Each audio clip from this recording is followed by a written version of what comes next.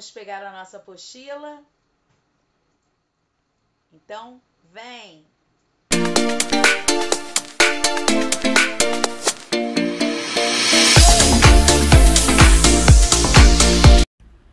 Vamos ler a história Se Eu Fosse. Se eu fosse um relógio, às vezes eu pararia o tempo. Se eu fosse uma nuvem, ficaria viajando por aí. Se eu fosse uma mosca, ficaria bisbilhotando a vida dos outros.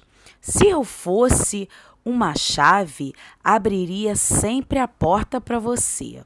Se eu fosse um garfo, casaria com uma faca. Se eu fosse a noite, acordaria de manhã.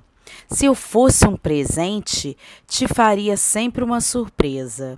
Se eu fosse o mar, iria viver na praia. Se eu fosse esparadrapo, ia grudar em você. Se fosse eu seria você.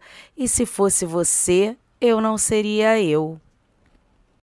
Este texto foi extraído da CIPES e foi escrito por Marcelo, da editora Saraiva, São Paulo, em 2017.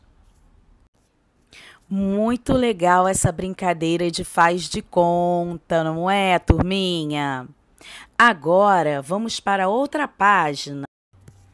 Vamos agora, turminha, conversar um pouquinho sobre o texto. Número 1. Qual é o título do texto?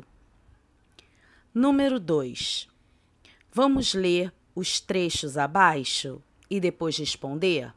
Se eu fosse uma nuvem, ficaria viajando por aí. Se eu fosse uma mosca, ficaria bisbilhotando a vida dos outros. Letra A. Se você fosse uma nuvem, o que você faria? Letra B. E se você fosse uma mosca? Ah, vou querer saber. Me conta.